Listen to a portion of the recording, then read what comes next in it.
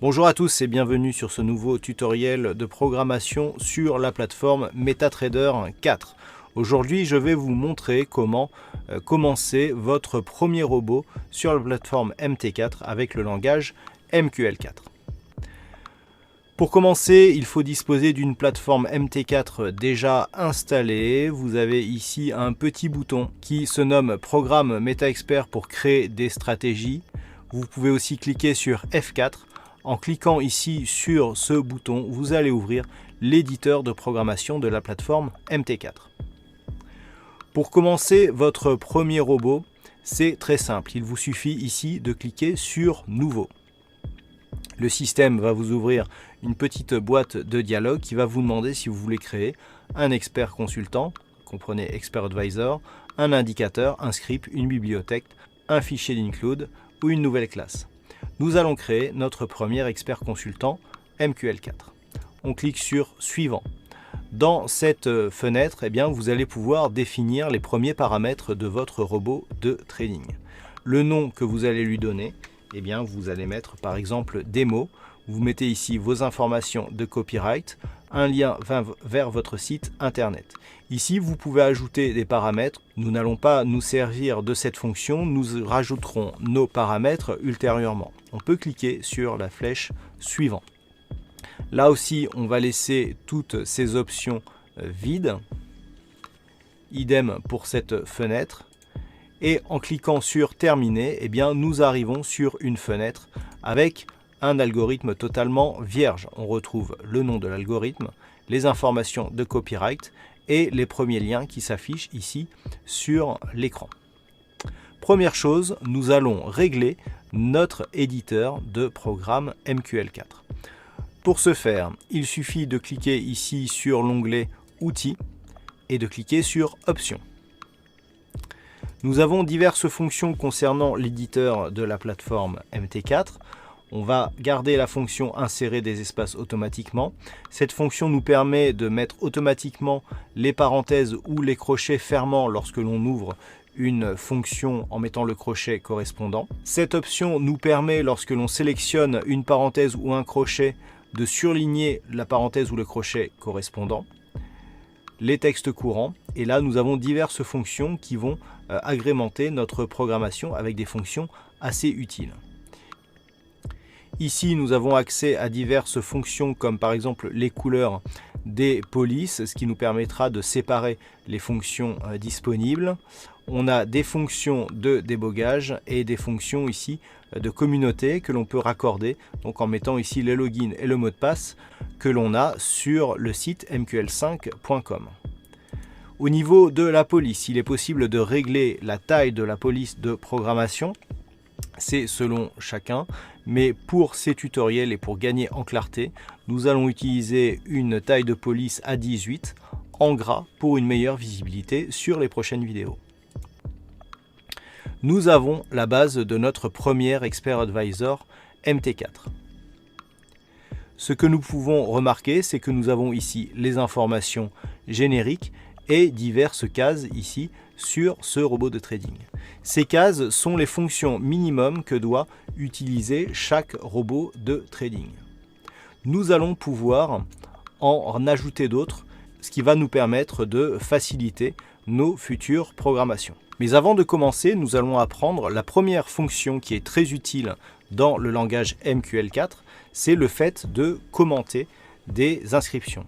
Le fait de commenter permet ici d'inscrire des inscriptions, mais sans que ceci soit visible par la machine. C'est du code donc qui a pour unique but de renseigner le programmeur.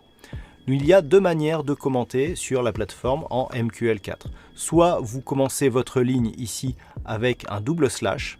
Ici, si je mets un double slash devant cette ligne, vous allez voir que la fonction ici va se griser, ce qui fait qu'elle sera invisible pour la machine. Si vous avez besoin de commenter plusieurs lignes, il suffit d'afficher ici la séquence slash étoile. Vous avez vu qu'ici tout s'est grisé et on retrouvera les fonctions derrière l'inverse, c'est-à-dire étoile slash. On voit ici que le VOID onTick vient de redevenir actif. Ces fonctions de commentaires vont nous permettre de rajouter des fonctions ici, comme nous avons par exemple pour cette fonction expert d'initialisation, expert tick fonction. C'est ce qui va nous permettre de nous repérer dans notre futur code. Les fonctions actuellement disponibles sont expert initialisation, avec ici la fonction onInit, expert déinitialisation, avec la fonction onDeinit, et la fonction ici tick, symbolisé void onTick. On peut rajouter une autre fonction qui s'appelle start. Pour rajouter notre fonction start, nous allons utiliser le copier-coller. Pour rajouter toute une section, on va partir ici de la dernière accolade fermée et on va aller jusqu'à la prochaine accolade fermée. On va cliquer sur copier, on va se placer derrière cette accolade et on va cliquer. En faisant un clic droit, on va cliquer sur coller. Nous avons collé l'intégralité de la fonction. Ici, comme nous avons une fonction start, nous mettons à la place de tick, start fonction. On supprime un espace pour avoir notre carré. Ici, la fonction à intégrer sera la fonction onStart. On va donc sélectionner une partie de onTick. On va taper un S et nous avons ici la fonction qui apparaît. On double-clique dessus et nous avons ici notre fonction. Ensuite, nous allons pouvoir ajouter diverses autres fonctions pour nous aider dans l'architecture de notre code. Si nous considérons que cette ligne est ici la ligne de fin, nous allons ajouter quelques espaces pour gagner en lisibilité. Pour ajouter une fonction, il est possible de sélectionner ici l'ensemble des carrés. On part toujours de l'accolade et on va jusqu'à la fin de la ligne que l'on veut copier. Et on va pouvoir ainsi ajouter nos différentes sections. Ici, je fais copier. Et je vais pouvoir, par exemple, ici en collant, commencer par les variables. Ensuite, nous allons avoir les fonctions du signal, avec par exemple les fonctions de sortie pour les signaux d'achat, les fonctions de sortie pour les signaux de vente et les signaux d'entrée. Il est possible de rajouter diverses sections. On peut ensuite rajouter une autre section pour le passage des ordres. Nous avons ici notre barre de fin. Vous pouvez enregistrer ce robot tel quel qui vous donnera votre première base de robot prête à programmer.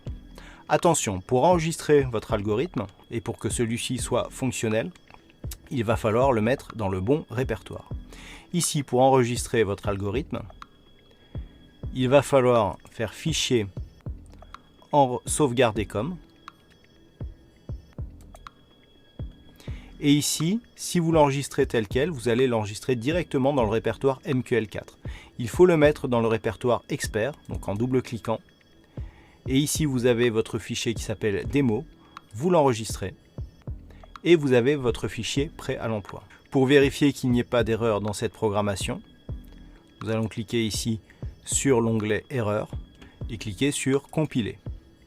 Le système va compiler le code et nous indiquer qu'il n'y a pas d'erreur actuellement sur ce code. Voilà donc pour cette première leçon, vous avez votre premier expert prêt à coder. À très bientôt pour un prochain tutoriel sur la programmation MT4.